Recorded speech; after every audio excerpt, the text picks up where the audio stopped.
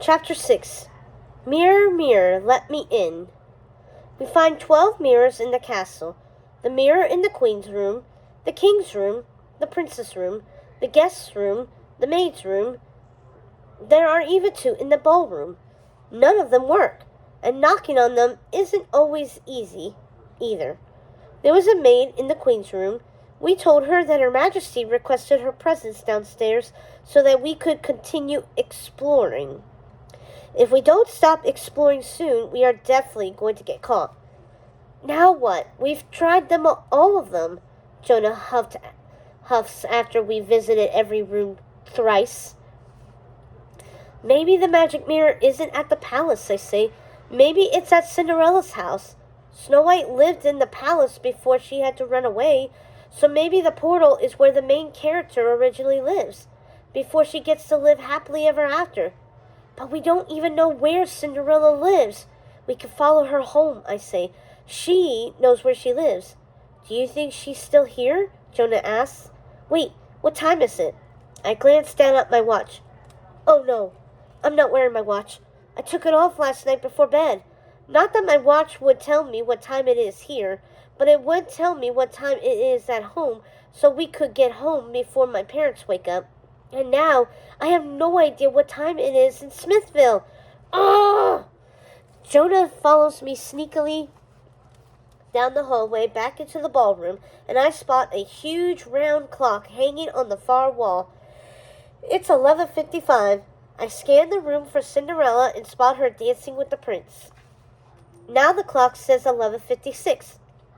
Does Cinderella not realize what time it is? It's getting late, Jonah says. We should tell her to go. Doesn't she turn into a pumpkin at 12? Her coach turns into a pumpkin, not her.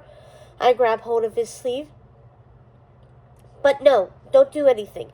We don't want to mess anything up. We wait. We watch. 11:58, 11:59. My heart thumps. What if our just being here messed things up?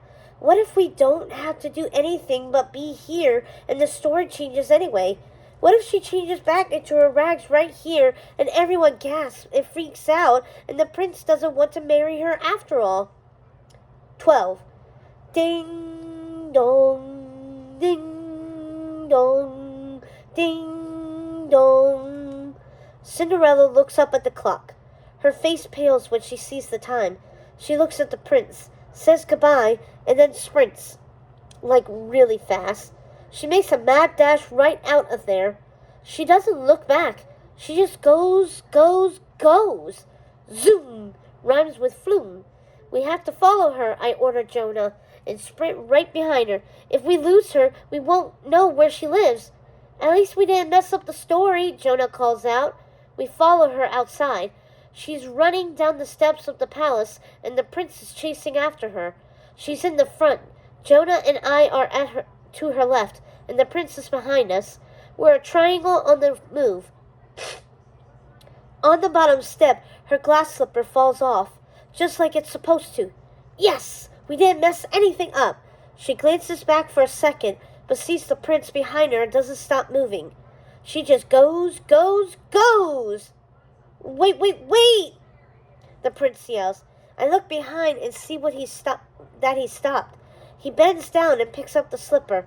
Jonah and I, however, keep on running. Cinderella jumps into her coach and shouts, Go! The footmen and horses go! Oh no, Jonah exclaims. How are we to keep up on foot? Run, I order. Fast! We chase the coach down the block. I'm huffing and puffing, and I really need to do more exercise because I am not in very good shape. And I see a spark up ahead, like someone is lighting a match.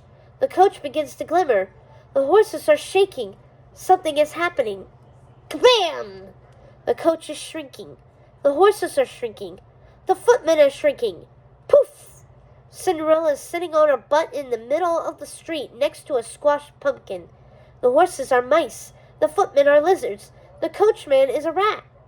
The whole transformation only took about 2 seconds. I wish I had my dad's video camera so I could put it on YouTube. Jonah is standing beside me with his jaw wide open. Did anyone else see that? Someone else must have seen that. I look around the empty moonlit street. We're the only witnesses. Oh well, Cinderella says to herself. She looks nothing like the Cinderella of 2 minutes ago. No wonder her own family didn't recognize her. Her hair hangs around her shoulders, and she's no longer wearing any platinum eyeshadow or red lipstick or any makeup at all. Her dress is plain brown. Her jewelry is gone too. She stands up and brushes her dress off. She takes off her right glass slipper and starts walking back barefoot. What do we do now? Jonah asks. Isn't it obvious? We follow her home.